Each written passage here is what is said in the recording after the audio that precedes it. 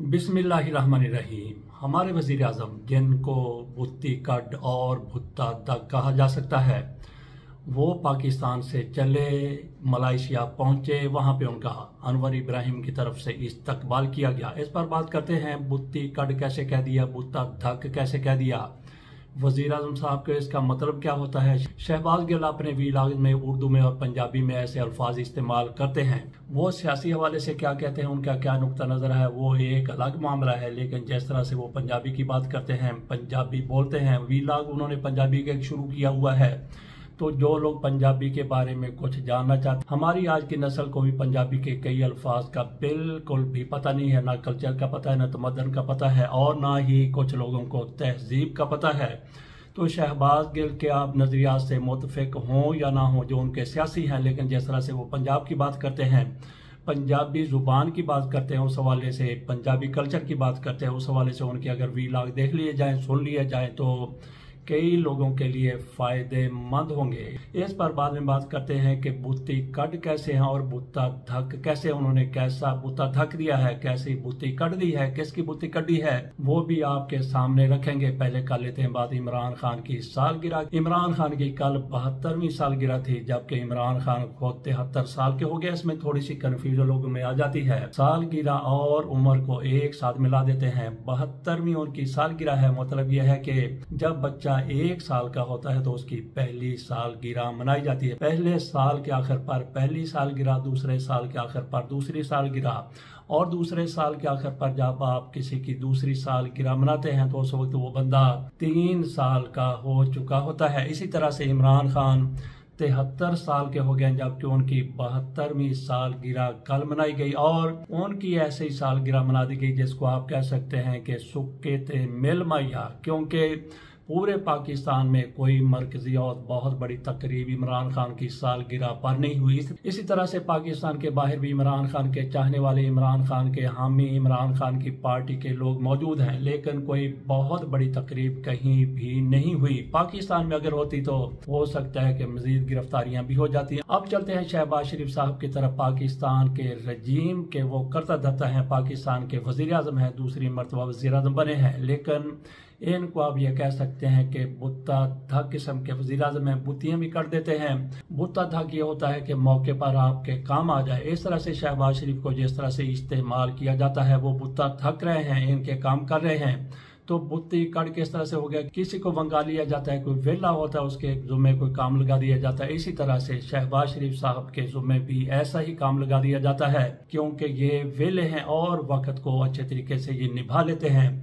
तो इनकी मुलाकात होती है एक रोज कबल अपने भाई मियां नवाज शरीफ से। ये जाती उम्र आते हैं, वहां पे मिलते हैं, अपने दौरे के बारे में, एक तवील दौरा अमेरिका गए, वहां पे फलस्तीन के हवाले से बात हुई, ट्रंप के हवाले से बात हुई, उस पर थोड़ी बाद में बात कर लेते हैं। पहले ये बात कर लेते हैं कि शहबाज शरीफ साहब की तरफ से एक ट्वीट दाग दिया गया। ट्रंप ने जो फार्मूला दिया था, जो मनसूबा दिया था, पहले ये 21 नकात का था, बाद में इसको 20 नकात का कहा गया, और इस पर शहबाज शरीफ साहब ने उनको मुबारकबाद दे दी और बड़ा अप्रिशिएट किया। लेकिन पाकिस्तान में फिर इस पर बातें होना शुरू हो गई। इसहाक डार की तरफ से कहा गया कि ये वो मनसूबा नहीं है, ये वो नकात नहीं है जिस पर हमने इत्तेफाक किया था। हम 8 वज़राए खारजा की तरफ से जो मुसवदा दिया गया था, ये वो वाला नहीं है, और उससे लातल्की का इजहार किया गया। लेकिन शहबाज शरीफ साहब की तरफ से ना सिर्फ ये कि उस ट्वीट को डिलीट नहीं किया गया, पसपाई इख्तियार नहीं की गई, बल्कि सारा कुछ देखते हुए भी इनकी तरफ से एक मरतबा फिर ट्रंप का शुक्रिया अदा कर दिया गया। बाकायदा इनकी तरफ से कहा गया कि ट्रंप की तरफ से पेश किया गया ये मनसूबा जबरदस्त है, इसको अप्रिशिएट करते हैं। इन्होंने एक मरतबा फिर उसको इंडोर्स कर दिया गया। दूसरी तरफ यह है कि हमारी फौजी क़यादत की तरफ से कहा गया,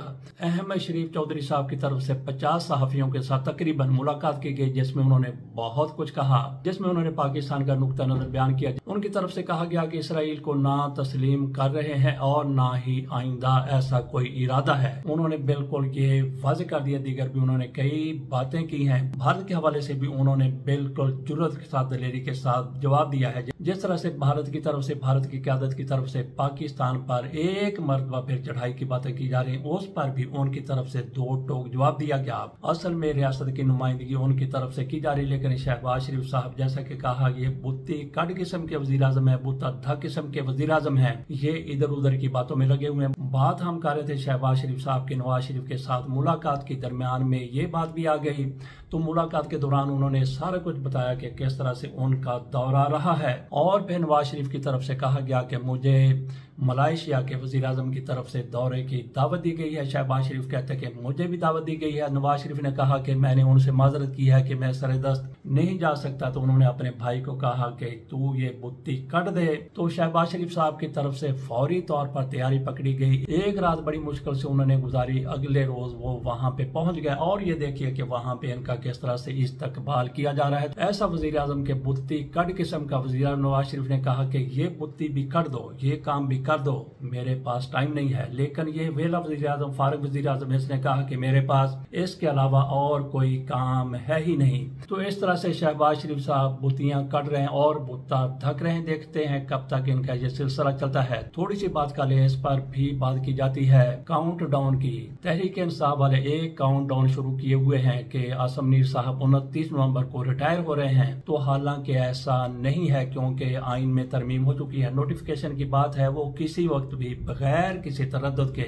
नोटिफिकेशन उनका हो जाएगा। नोटिफिकेशन नहीं भी होता तब भी वो ही कंटिन्यू करते हुए नजर आ रहे हैं। बहरहाल उनकी तरफ से काउंट डाउन शुरू किया गया है। अब कहा जा रहा है कि इनकी रिटायरमेंट में कोई 50, 51, 52 दिन रह गए हैं। फील्ड मार्शल साहब के हवाले से तो काउंट डाउन वाला कोई मामला है ही नहीं। लेकिन एक और काउंट डाउन था जो अब काउंट अप शुरू हो गया है। वो काउंट डाउन कौन सा था? वो था शहबाज शरीफ की रजीम के हवाले से। ये काउंट डाउन क्या था? नदीम अफजल चांद की तरफ से चंद रोज कबल कहा गया कि एक मुआहिदा हुआ था, एक बात तय हुई थी कि आधे अरसे के लिए शहबाज शरीफ वज़ीर आज़म होंगे, बाकी आधे अरसे के लिए। बल्कि उन्होंने कहा कि इनकी तरफ से कहा गया कि पहले बिलावल बारी ले लें, लेकिन हमने बारी इनको दे दी।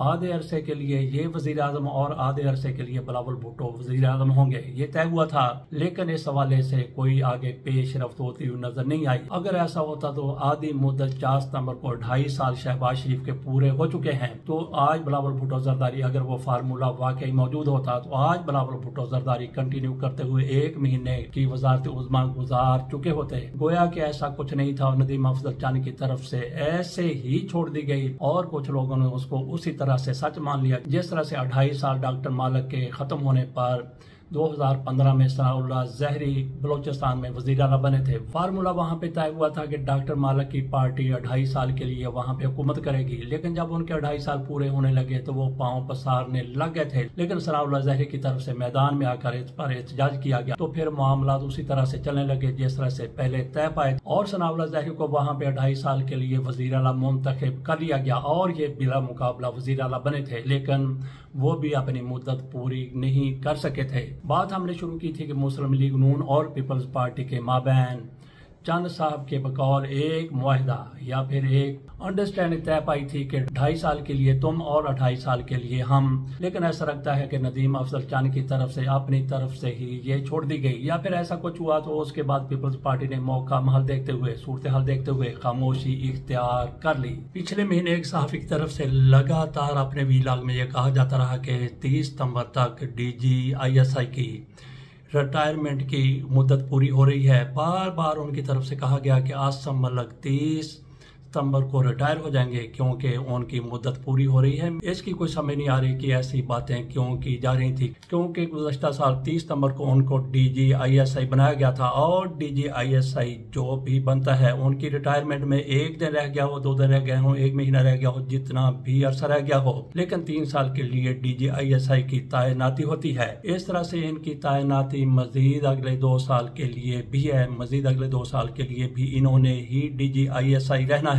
जिस तरह से उनकी तैनाती हुई जाए, जिस तरह से एक तरीकाकार मौजूद है। लेकिन बार बार कहा गया कि 30 सितंबर को वो रिटायर हो रहे हैं। देखते हैं कि रिटायर होते हैं या फिर फील्ड मार्शल उनको अपने साथ चलाते हैं। बार बार यही गिरदान की गई, लेकिन असल सूरत हाल वही है कि उनकी रिटायरमेंट में अभी 2 साल रहते हैं। बल्कि रिटायरमेंट नहीं, बल्कि उनकी मुद्दत मुलाजमत पूरी होने में 3 साल के लिए DGISI की तैनाती की जाती है। 3 साल में भी उनके 2 साल बाकी हैं, जबकि उनको नेशनल सिक्योरिटी एडवाइजर भी बनाया गया है। कौमी सलामती के एडवाइजर भी हैं वज़ीर आज़म के लिए। वो इसलिए हो सकता है कि मजीद भी वो सर्विस अपनी जारी रखें। आज एक मरतबा फिर ये कहा जा रहा है कि 2021 में उनको 6 अक्टूबर को लेफ्टिनेंट जनरल बनाया गया था और लेफ्टिनेंट जनरल की मुद्दत मुलाजमत होती है 4 साल। इस तरह से उनके आज 6 अक्टूबर को 4 साल पूरे हो रहे हैं, तो लिहाजा उनको आज रिटायर हो जाना है। मुझे नहीं लगता कि ऐसा कुछ भी है, क्योंकि जब उनको DGISI बना दिया गया तो उनकी मुद्दत मुलाजमत फिर शुरू होती है उस रोज से जिस रोज उनको DGISI बनाया गया 3 साल के लिए। तो 3 साल उनके कब कंप्लीट होने हैं? 2024 में उनको DGISI बनाया गया, 2024, 2025, 2026, 2027 तक वो DGISI रहेंगे और उसके बाद कंटिन्यू करते हैं या नहीं करते, ये सवाबदीद है उस दौर के आर्मी चीफ की। अब ये कहा जा रहा है कि उनको DGISI के ओहदे से रिटायर करने के बाद अमेरिका में सफीर लगा दिया जाएगा। ऐसी सारी की सारी अफवाहें, इन पर जाने की कतन कोई जरूरत नहीं है। बाकी अमर वली खान साहब के हवाले से बात कर लेते हैं। उनकी तरफ से जो कुछ फील्ड मार्शल साहब के हवाले से कहा गया, जो कुछ इस हुकूमत के हवाले से कहा गया और उनकी तरफ से जो कुछ मरियम नवाज शरीफ साहिबा की तरफ से कहा गया, इस पर तलाल चौधरी की तरफ से एक भरपूर जवाब दिया गया और फिर अमर वली खान के साथियों की तरफ से एक बोला, दूसरा बोला, तीसरा बोला, चौथा बोला, हत्ता के कोई 7-8 लोगों की तरफ से एक जबरदस्त किस्म की मुहिम चलाई गई और इनको जवाब दिया गया। तो उनकी सिक्योरिटी, क्योंकि ये वजीर दाखिला साहब हैं तलाल चौधरी, तो इनकी तरफ से उनकी सिक्योरिटी वापस ले ली गई, जबकि अली मीरगनापुर की तरफ से कहा गया कि सिक्योरिटी वापस नहीं ली जाएगी। उन्होंने उनको फोन भी किया, शुक्रिया भी अदा कर दिया गया अमर वली खान की तरफ से। लेकिन उसके बाद अब ये पता चला है कि मरकजी हुकूमत की तरफ से कहा गया है कि बिल्कुल उनकी सिक्योरिटी वापस लेनी है और उनकी सिक्योरिटी वापस ले ली गई। चलते चलते बात कर लेते हैं आजमा बुखारी साहिबा की तरफ से। उनका ताज़ा तरीन बयान तो यह है कि जब बिलावल भुट्टो जरदारी वजीर खारजा थे तो उस मौके पर वो वजीर आजम की जड़ें काटते रहे। इस पर तो हमने सरेदस बात कर ली है, लेकिन असल बात हमने करनी है उनकी तरफ से कहा गया जलसे के बारे में जो तहरीक इंसाफ का पेशावर में हुआ था। उन्होंने कहा कि ये बाबा जी का ठुल्लू, बाबा जी का ठुल्लू क्या होता है? शहबाज गिल की तरफ से इस पर जो कुछ कहा गया है हम उसको अदा अल्फाज नहीं कर सकते, लेकिन आप ये पढ़ जरूर सकते हैं। तो बाकी बीबी को भी सोचकर बात करनी चाहिए कि इनको बाबा जी का ठुल्लू कहने की जरूरत क्या पेश आ गई, क्यों पेश आ गई। तो ये इससे आप अंदाजा कर सकते हैं कि आप देख लीजिए कि मोहतरमा की जुबान कितनी कौसर व तस्लीम में धुली हुई है। इनकी जुबानी सुन लीजिए कि इन्होंने क्या कहा और साथ साथ आप मुलाहिजा करते जाइए कि शहबाज गिल अपने ट्वीट में इस पर क्या कहते हैं। और 1450 सिक्योरिटी एहलकार और 508 ट्रैफिक पुलिस वाले हाजिरी लगा के जो है वो पंजाब से लोगों का आना और फसाद पार्टी का जो है वो औरतों के इंक्लूजन में पहली बात नहीं, पहली दफ़ा नहीं, वो हमेशा इनके हर जलसे के अंदर जो है वो इनके लोग औरतों के इंक्लूजन में घुसते हैं और बदतमीजी करते हैं। और ये आज एक दफ़ा की बात नहीं है, हमेशा से ये इनका तुर्रा इम्तियाज़ रहा है। सो सानू की मतलब बात ये है, एंड ऑफ द स्टोरी, कि जलसे से इनको भी क्या मिला? इनको भी बाबा जी का ठुल्लू ही मिला। वो कहाँ है जिसके लिए जलसा किया था? वो आज भी अडयाला जेल में और उसने अडयाला जेल में गया। तो मतलब जो कुछ उनकी तरफ से कहा गया जुबान से भी नहीं देते कि हम भी उसको दोहरा दें। इजाज़त दीजिए, अल्लाह हाफिज।